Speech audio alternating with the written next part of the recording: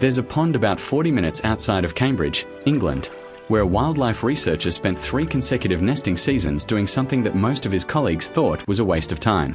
Every few days, he would walk to the water's edge wearing the same jacket, the same hat, carrying the same bag, and he would stand at the same distance from the same pair of mute swans. He wasn't feeding them. He wasn't approaching the nest.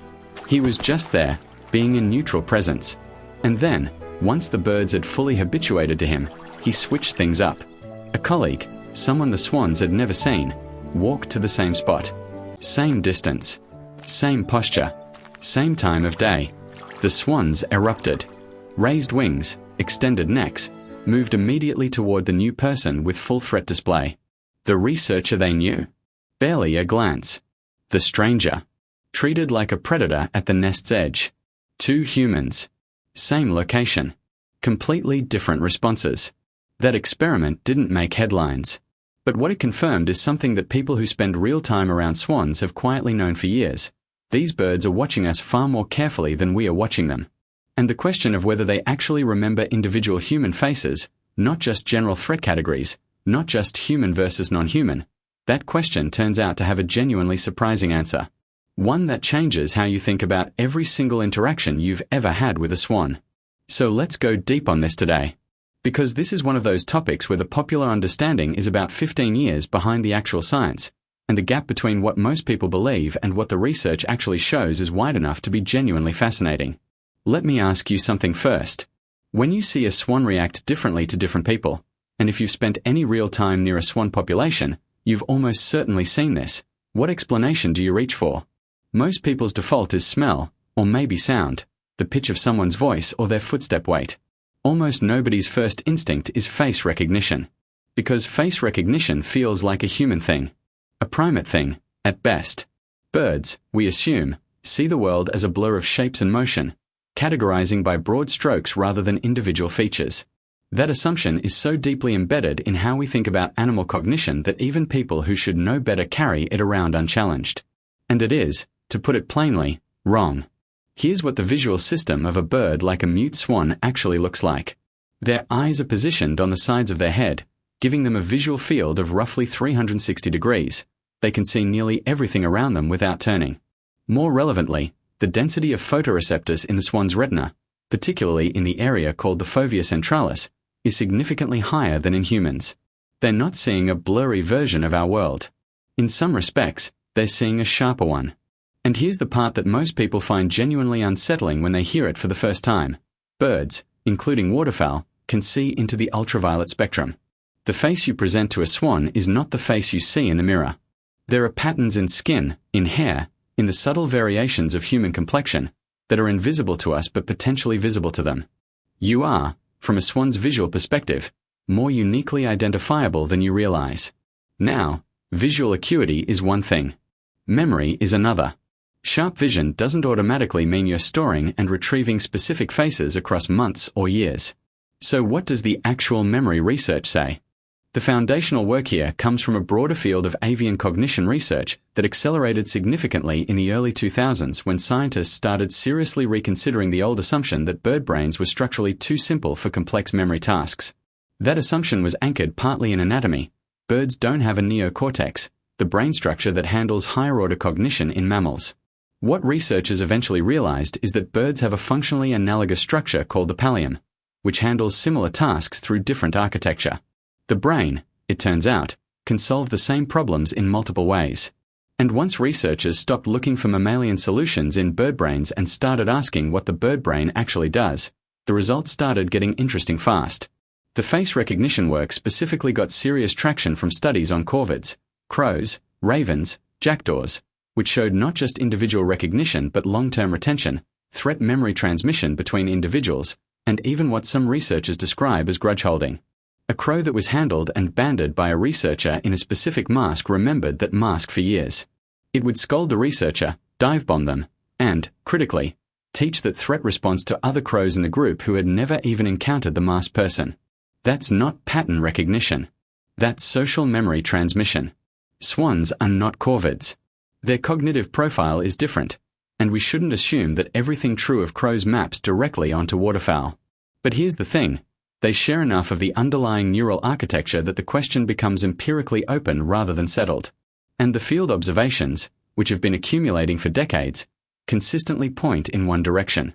Individual swans respond differently to individual humans in ways that can only be explained by personal recognition, not category recognition. The Cambridge pond study I described at the beginning? It controlled for the variables that would explain a category-level response. What was left was individual identity. I want to pause here and ask you something that I think is worth genuinely sitting with. If swans do remember individual faces, and the evidence increasingly suggests they do, what does that mean for every casual, thoughtless interaction that happens near a park pond every single day? Think about the kid who threw a rock at a swan 3 years ago and has long forgotten it. That swan may not have forgotten. Think about the jogger who runs the same lakeside path every morning, always the same route, always ignoring the nesting pair they pass. From the swan's perspective, that person has appeared hundreds of times without causing harm. They've been filed as neutral, possibly even safe. And then one day the jogger brings their dog off leash, and the whole calculus changes. But the next time they come alone, the swan's file on them has been updated. The relationship has changed. Most people have no idea they're in a relationship with these birds at all. Let's talk about what long-term memory actually looks like in documented swan behavior, because this is where the science and the real-world observations start to converge in ways that are hard to dismiss. Mute swans are typically monogamous and maintain pair bonds for years, sometimes for life. They return to the same nesting sites year after year. They recognize their own offspring from previous seasons. They recognize neighboring pairs. Swans that share a territorial boundary will interact very differently with familiar neighbors than with unknown swans entering the same space. There is a phenomenon in behavioral ecology called the deer enemy effect, where animals are actually less aggressive toward familiar rivals than toward strangers, because the familiar rival is a known quantity. You've already established who wins and loses, and burning energy on a re-established conflict is wasteful. Swans show this effect clearly. They've remembered the neighbor. They've integrated months or years of information about that individual. The question is whether the same memory system that handles neighboring swan identity can also process human faces, and based on what we are seeing, there's no strong reason to think it can't. Here's a real-world example that sits in the category of hard to explain any other way. A wildlife warden at a nature reserve in the UK documented a specific mute swan that had been involved in an altercation with a maintenance worker. The worker had inadvertently disturbed the bird's nest while clearing reeds. The swan charged him. He retreated. No major incident. But for the next 2 seasons, that same swan reacted with immediate elevated aggression whenever that specific maintenance worker appeared near the water, even in different locations on the reserve, and even when the worker was not in proximity to any nest. Other staff members walked past without incident. That worker. Consistent hostile response. 2 years later. The swan had not forgotten, and the memory was attached to a person, not a location. What should you do with this information practically?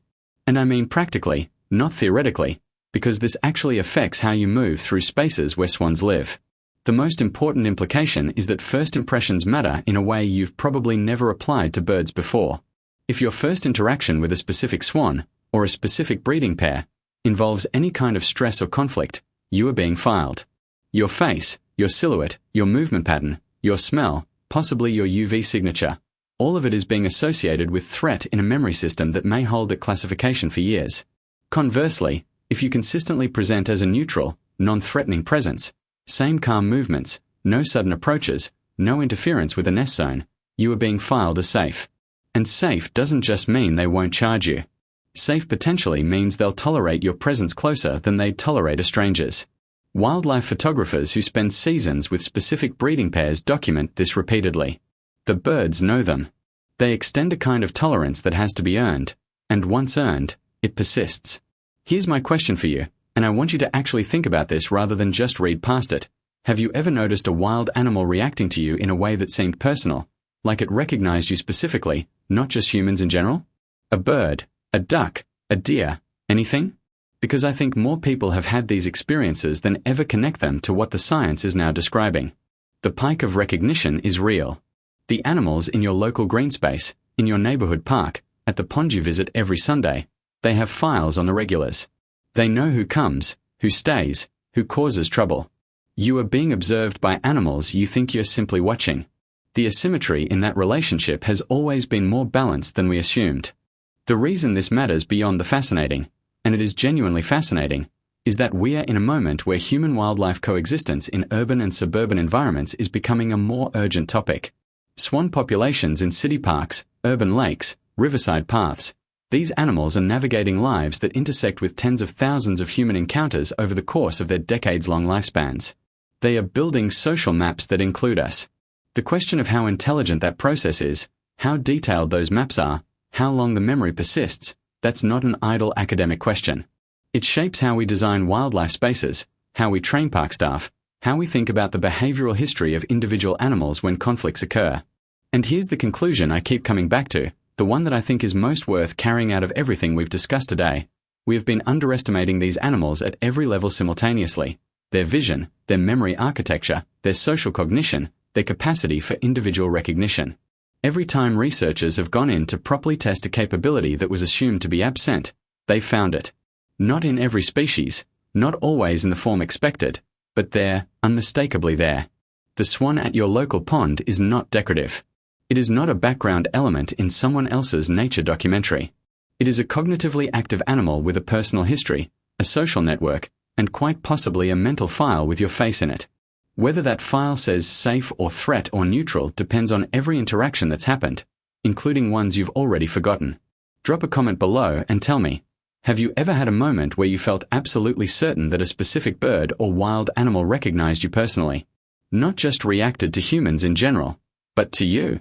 I'm not asking for confirmation of a theory.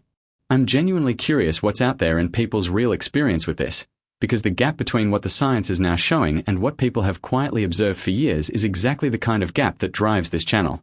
The animals have been ahead of our understanding of them for a long time. Maybe it's time we caught up.